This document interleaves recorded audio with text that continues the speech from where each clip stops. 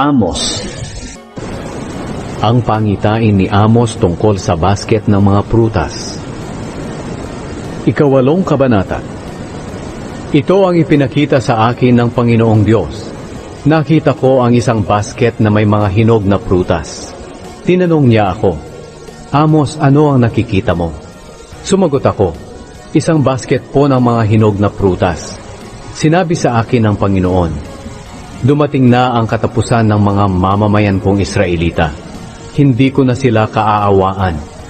Sa araw na iyon, ang masasayang awitan sa templo ay magiging iyakan dahil kakalat ang patay kahit saan at wala nang maririnig na ingay. Ako ang Panginoong Diyos ang nagsasabi nito. Ang kasalanan ng mga mayayamang Israelita. Makinig kayo, kayong mga nanggigipit sa mga mahihirap at nagtatangkang lipulin sila. Inip na inip kayong matapos ang pista ng pagsisimula ng buwan o araw ng pamamahinga para makapagbenta na kayo ng mga inaning butil at makapandaya sa mga mamimili sa pamamagitan ng inyong madayang timbangan at pantakal ng trigo. Nagmamadali kayong makapagbenta ng mga butil na hinaluan ng ipa para makabili kayo ng taong dukha na ipinagbibiling alipin dahil hindi siya makabayad ng kanyang utang, kahit ang utang niya ay kasing halaga lamang ng isang pares ng sandalyas. Kaya sumumpa ang Panginoon, ang Diyos na ipinagmamalaki ng mga lahi ni Jacob. Hindi ko makakalimutan ang lahat ng kasamaan na ginawa ninyo. Dahil dito palilindulin ko ang inyong lupain at mag-iiyakan kayo.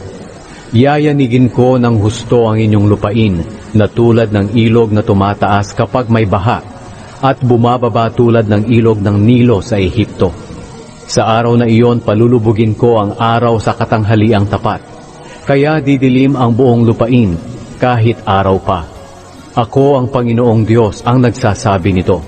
Gagawin kong iyakan ang kasayahan sa inyong pista at ang inyong pag-aawitan ay magiging panaghoy. Pagdadamitin ko kayo ng sako at uutusang magpakalbo para ipakita ang inyong pagdadalamhati. Katulad ng mga magulang na umiiyak sa pagkamatay ng kanilang kaisa-isang anak. Pero magiging mas masakit pa ang huling parusa.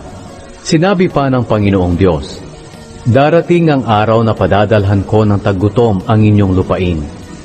Pero hindi ito pagkagutom sa pagkain o pagkauhaw sa tubig, kundi pagkagutom at pagkauhaw sa aking mga salita. Pagod na kayo sa paghahanap ng mga taong makakapagpahayag sa inyo ng aking salita, pero hindi ninyo matagpuan kahit saan kayo pumunta. Sa araw na iyon na parurusahan ko kayo, kahit na ang inyong magagandang dalaga at ang inyong malalakas na mga binata ay mawawala ng malay dahil sa matinding uhaw.